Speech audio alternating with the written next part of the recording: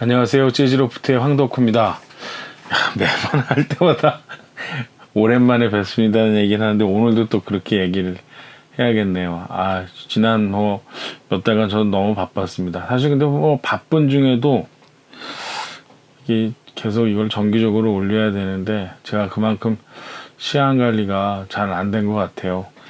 사실 좀 변명 드리자면 갑자기 그 예정되었던 책 하나가 있었는데요. 이제 여러분들 아시는 빌 에반스 전기, 피터 패팅거의 전기가 이제 재출간돼서 제가 번역한 지 한 15년 됐는데 과거 원고를 좀 다시 좀 매만지고 또 새로운 글들을 한 100매 정도를 추가해서 쓰고 하는 작업이 이게 좀 원래는 한 8월 정도에 하기로 했었는데 좀 일정이 갑자기 앞당겨졌습니다. 그래서 그거를 좀 짧은 시간 내에 하느라고 정말 다른 일을 할 여력이 전혀 없었습니다.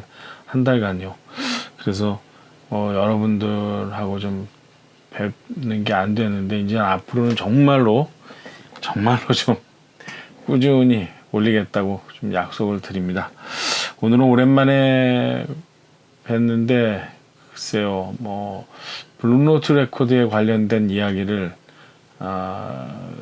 드릴까 합니다. 올해가 이제 2019년이고요.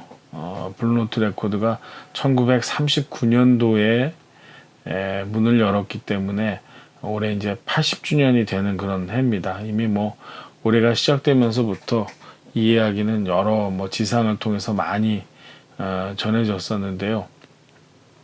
올 여름에 그 블루노트 레코드에 관련된 그 다큐멘터리 영화가 국내에서도 일반 극장에 개봉이 된다고 합니다. 아직 일정이 정확하게 잡힌 거는 같지는 않은데 아마도 늦여름이나 가을 정도에는 여러분들과 극장에서 만나실 수 있을 것 같습니다. 블루노트 레코드라는 다큐멘터리 영화인데요. 이렇게 음악 영화가 다큐멘터리 영화가 극장 개봉하는 것도 참 이례적인 일이라는 생각이 들고요. 모처럼 재즈 좋아하시는 분들, 블루노트를 좋아하시는 분들에게는 충분히 관심을 끌만한 그런 영화가 아닌가 생각이 듭니다.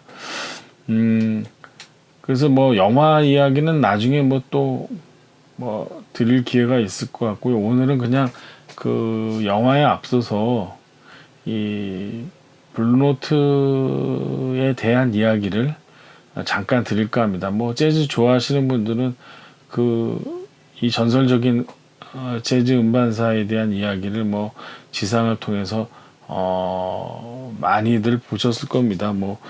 블루노트 하면 아마도 재즈가 만들어낸 여러 가지 키워드들, 상표들, 브랜드 가운데서 가장 이제 전설로 남은 그런 그야말로 가장 잘 알려진 가치를 갖고 있는 그런 브랜드가 아닌가 생각이 드는데요. 블루노트 레코드. 그런데 이 블루노트 레코드는 왜 이렇게 전설이 되었을까요? 왜 이렇게 유명한 하나의 상표, 유명한 재즈를 대표하는 하나의 로고가 되었을까요? 다시 한번 생각해 볼 필요가 있는 부분이 아닌가 생각이 듭니다. 블루노트 레코드 하면 늘 그 음악을 홍보하면서 거론되는 아티스트들이 있죠. 마일스 데이비스, 존 콜트레인, 이런 재즈의 역사를 읽어온 명장들입니다. 이 거장들인데 그런 거장들이 재즈 음반을 자신들의 음반을 남긴 곳이라고 꼭 홍보가 되고 있죠. 그런데 엄밀히 말해서요, 이 재즈 역사를 만들어 온 이 두 사람이 블루노트에서 자신의 그 수많은 음반 중에서 블루노트에서 남긴 음반은 아주 극소수입니다. 마일스 데이비스는 LP 딱 2장을 만들었고요. 그것도 10인치 LP 시절은 아니었나? 예, 12인치 LP 시절이었나요? 딱 2장에 12인치 LP 시절이었네요. 12인치 LP 1500번 때 내면서 처음으로 거의 초반에 나왔던 판들이니까 12인치 LP 초창기 시절. 그리고 존 콜트레인은 단 한 장만 녹음했습니다. 블루노트에서. 예. 블루노트는 제일 위대한 음반사인데 가장 재즈 역사에서 중요하다고 꼽히는 그 두 거장, 가장 중요한 사람들 중 한 명이죠. 마일스 데이비스와 존 콜트레인은 그런데 블루노트에서 그다지 녹음을 안 남겼습니다. 그럼에도 불구하고 블루노트는 최고의 음반사라는 산사를 듣고 있죠. 이건 무슨 얘기인가요? 도대체 이걸 어떻게 이해해야 할까요? 바로 이 점이 블루노트를 이해하는 아주 중요한 핵심적인 사항입니다. 다시 말해서 블루노트는 여러분들이 알다시피 그 창업자인 알프레드 라이온 그리고 창업 때부터 그를 도왔던 아주 절친한 친구죠. 역시 독일계 미국인이었던 프랜시스 울프. 단 두 사람이 일을 했던 운영했던 아주 소규모 독립 재즈 레이블이었다는 사실입니다.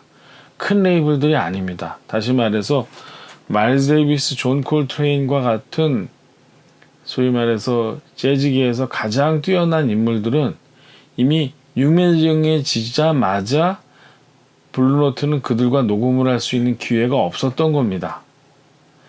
마일스 데이비스는 아시다시피 1955년도부터 그 이전에도 훌륭한 녹음들이 있었습니다만 콜럼비아 레코드와 계약을 맺게 됐죠.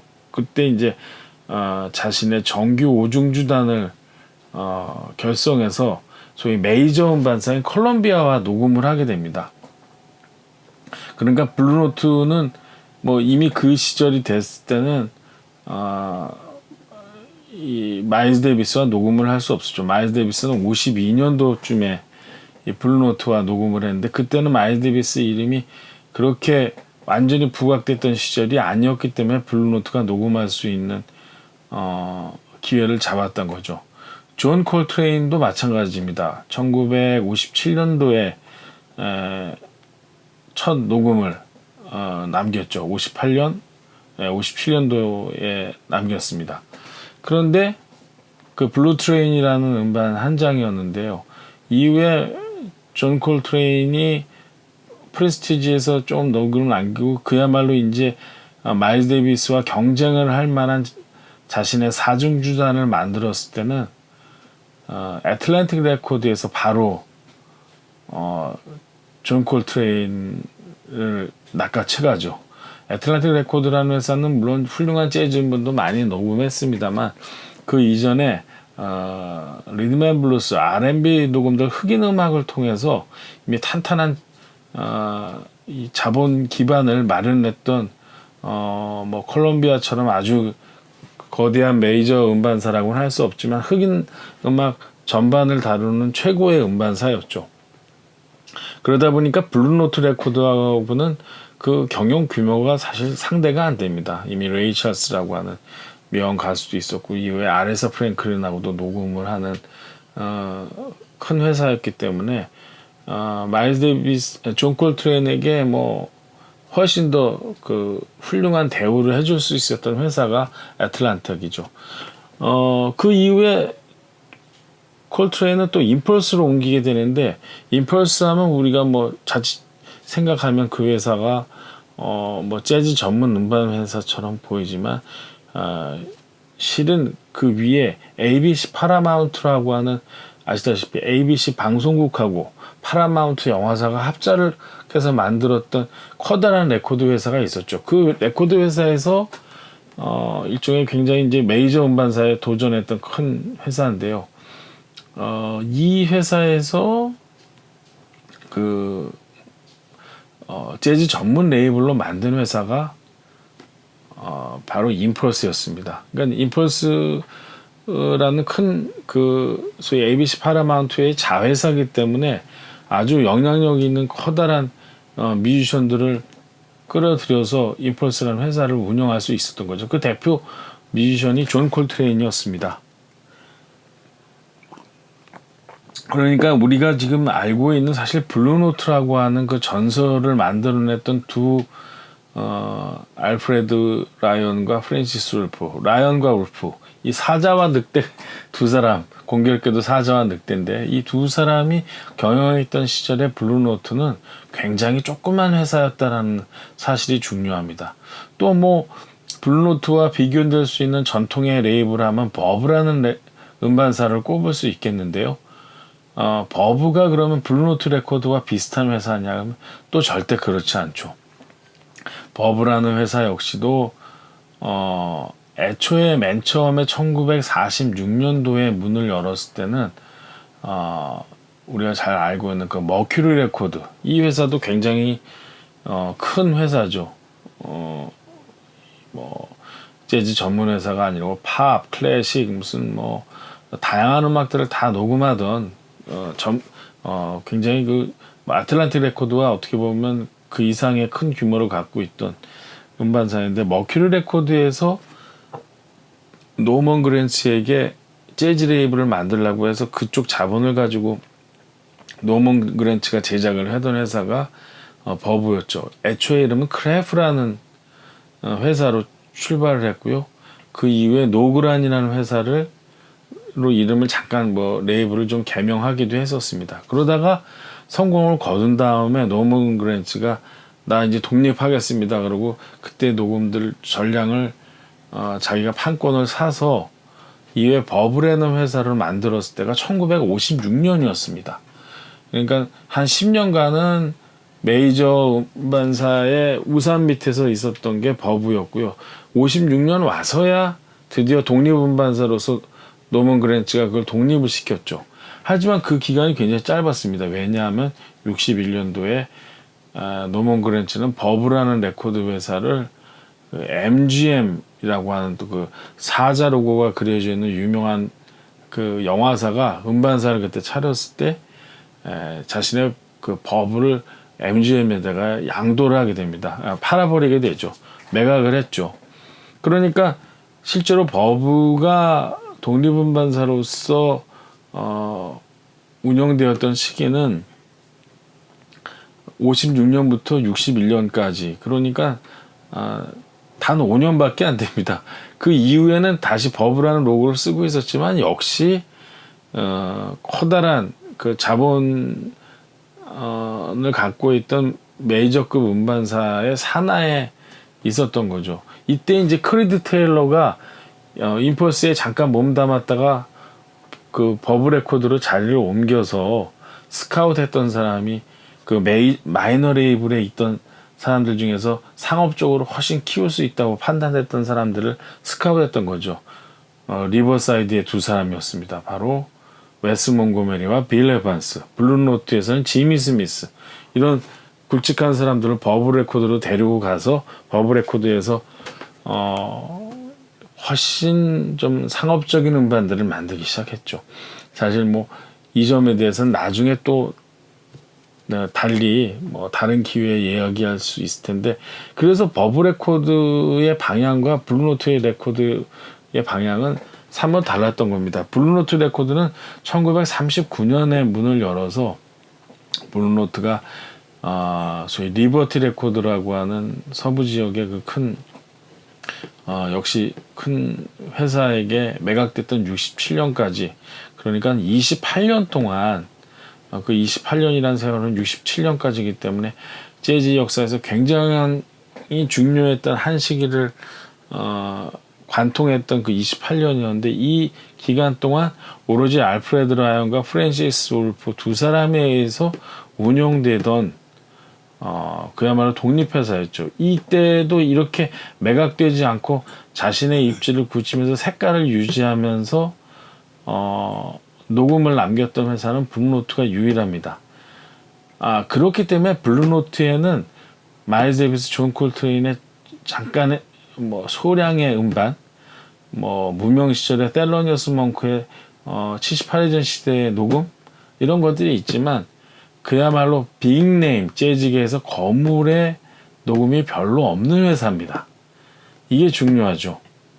굳이 거기서 꼽는다면 제 생각에는 아트 브레이키, 호러 실버, 이 정도 사람들만이 자신의 안정적인 정규 밴드를 갖고 있던 사람들이었고, 우리가 블루노트에서 그 많은 녹음을 했던 그 수많은 밴드 리더들은 실제로 안정된 자기 밴드를 갖고 있지 않은 사람들이었습니다. 이게 어떻게 보면 블루노트 레코드, 이런 약점이 블루노트 레코드에게 명반을 만들어낼 수 있는 오히려 뭐라 그럴까, 역설적인 그 기회를 제공했는데요.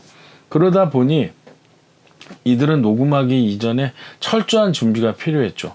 그러니까 녹음을 할 때 자기 밴드 멤버들이 아닌 다른 멤버들을 스튜디오에다 불러 모으는 겁니다. 그 앨범의 프로젝트의 성격에 따라. 그리고 늘 뭐 얘기하듯이 알프레드 라이온은 그 밴드 앨범 이전에 2, 3차례 꼭 리허설 녹음을 하게 했고, 그때마다 그 리허설을 위한 돈을 지불했습니다.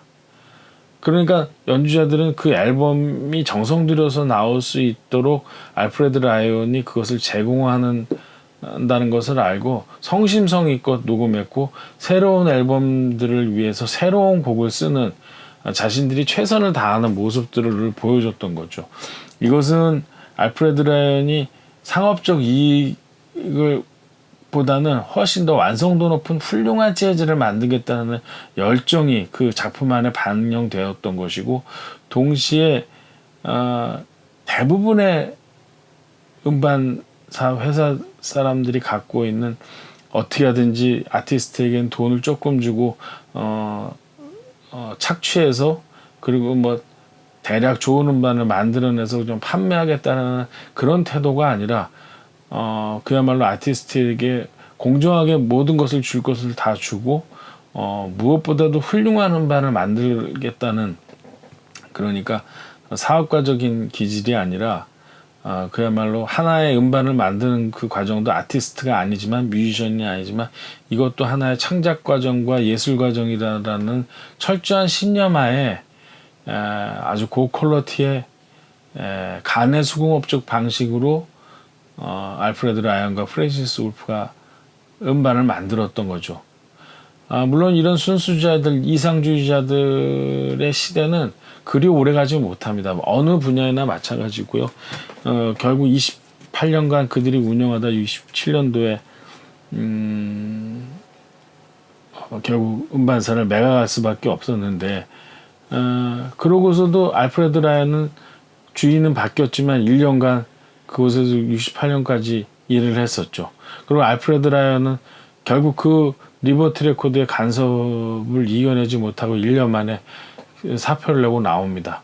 끝까지 남았던 것은, 71년까지 남았던 것은 바로 프랜시스 울프였는데, 이 사람은 그곳에 더 남으면서 자신에게 아주 치명적인 상처를 입혔죠. 결국 과로와 스트레스로 결국 암에 걸려서 71년도에 세상을 떠납니다. 바로, 그러니까 자신의 목숨이 닿을 때 바로 직전까지 그곳에서 블루노트에서 일을 했던 거죠.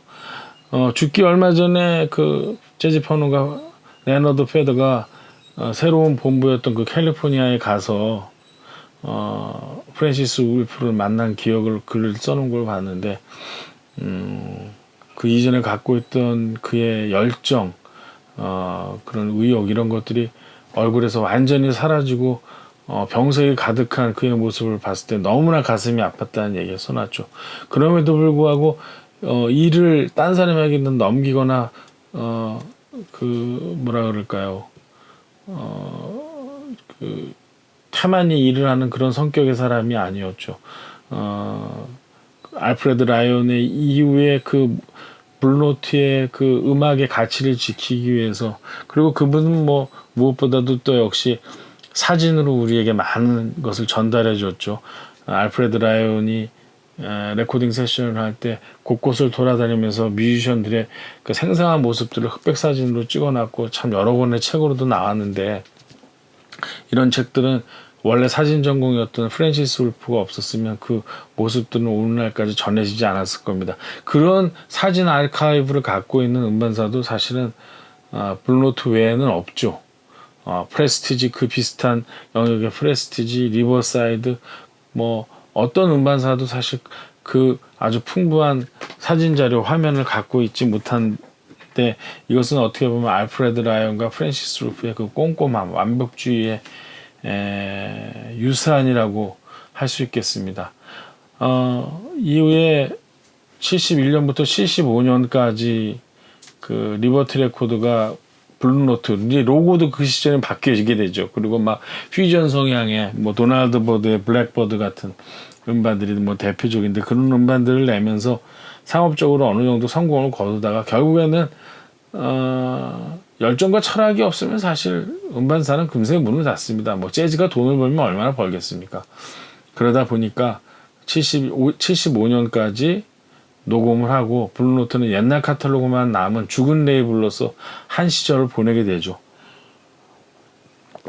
아시다시피 85년도가 됐을 때 그 전체 블루노트의 소유권을 갖고 있던 EMI 레코드가 다시 블루노트를 새로운 레이블로 창립했죠. 그때 80년대에는 뭐 윈턴 마살리스를 주축으로 해서 정통 재즈가 다시 한번 부음을 일으키는 한 시대가 됐을 때 뭐 블루노트, 버브, 뭐 임펄스 이런 회사들이 연이어서 다시 문을 열던 그런 시기였습니다. 이때 이제 블루노트에서 타운홀에서 블루노트의 리런칭 기념 콘서트를 연다고 했을 때 마이클 쿠스코나와 이 사람은 이제 리이슈 전문 프로듀서였고 그 사장이었던 브루스 런드발이 창업자인 알프레드 라이언, 아직까지 그때 살아 있었는데요. 알프레드 라이언에게 전화를 걸죠. 꼭 콘서트에 와달라고.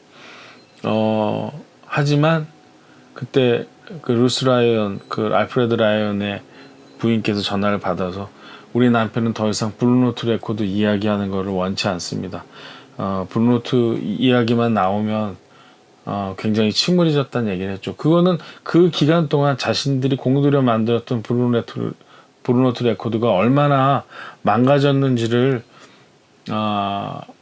보여주는 그들의 그 가슴에 담겨지는 회한을 이야기해주는 한 대목이었는데 브루스 런드발도 뭐 대단한 열정의 재즈 프로듀서였죠. 그도 뭐 그 시대 80년대 최고의 아티스트를 발굴해낼 줄 아는 눈을 갖고 있었고 그래서 알프레드 라이언을 잘 설득해서 그날 현장에 그 라이언 부부를 초대하게 됩니다. 그럼에도 불구하고 블루노트 레코드의 과거와 같은 역사는 재현될 수 없었습니다. 왜냐하면 환경이 바뀌었기 때문이죠. 이제는 대자본에 의해서 블루노트 레코드의 주인이 그 위에 경영자들이 따로 있는 한 과거와 같은 그런 소위 말해서 재즈의 열정만을 가지고 음반을 만드는 시대가 아니었기 때문에 그 이후에는 그만큼의 뭔가 과거의 그런 역사와 전통, 전설 같은 게 남을 수 없는 시대가 되었던 거죠. 오늘날까지도 블루노트는 사실 굉장히 그 고군분투하고 있습니다. 지금 메이저 음반사 가운데서 이렇게 재즈의 열정을 갖고 있는 회사도 사실은 없죠. 없는데 그럼에도 불구하고 한편으로 이 두 사람이 그 자신의 회사를 결국 양도할 수밖에 없는 그런 상황이 내몰렸을 때 그들이 겪었던 마음의 상처, 그 어떤 뭐라 그럴까요? 그들의 그 고통, 패배감 같은 것을 안겨줬던 사람들이 그들이 지금 두 사람 알프레드 라이언과 프랜시스 울프를 예찬하고 있는 모습은 조금 사실 좀 어떻게 보면 아이러니하고 희비극적인 모습이 아닌가 그런 생각도 들게 됩니다. 뭐 과거의 역사만이 그 시절만이 꼭 재즈에서 옳고 그 이후 시절은 틀렸다 이런 말씀을 드리는 것은 결코 아니고 이제는 음반사의 환경이라는 게 완전히 바뀐 게 된 거죠. 사실은 재즈라는 음악은 어떻게 보면 대규모 자본하고는 잘 어울리지 않는다는 본질적으로 어울리지 않는다는 생각마저도 듭니다. 그럼에도 불구하고 블루노트는 그 과거의 어떤 그런 유산 때문에 80년의 세월 동안 그래도 다행히 잊혀지지 않고 오늘날 그래도 이렇게 많은 사람들에게 전설이 된 그런 상표가 됐는데 부디 그 이름만이 그냥 사용되면서 그리 좋지 않은 음반들을 발매하는 그런 회사가 아니라 그래도 계속해서 좋은 음반을 만들어내는 회사가 되었으면 좋겠습니다. 단언하건대 저는 무슨 노라 존스, 크리스 포, 그레고리 포터, 크리스 포터가 아니죠. 죄송합니다. 그레고리 포터, 뭐 이런 음반들은 블루노트 애초에 정신과는 무관한 음반들이다. 지금은 블루노트에서 대표적으로 그들을 어떻게 그들을 통해서 이윤을 내려고 하려고 하겠지만 블루노트의 원래 가치하고는 상관없는 음악들이다. 저는 그 점을 꼭 말씀드리고 싶습니다. 블루노트에 대한 이야기는 다음 기회에 또 기회 있으면 여러분들하고 이야기 나누겠습니다. 오늘은 여기까지 하겠습니다. 재즈로포트였습니다.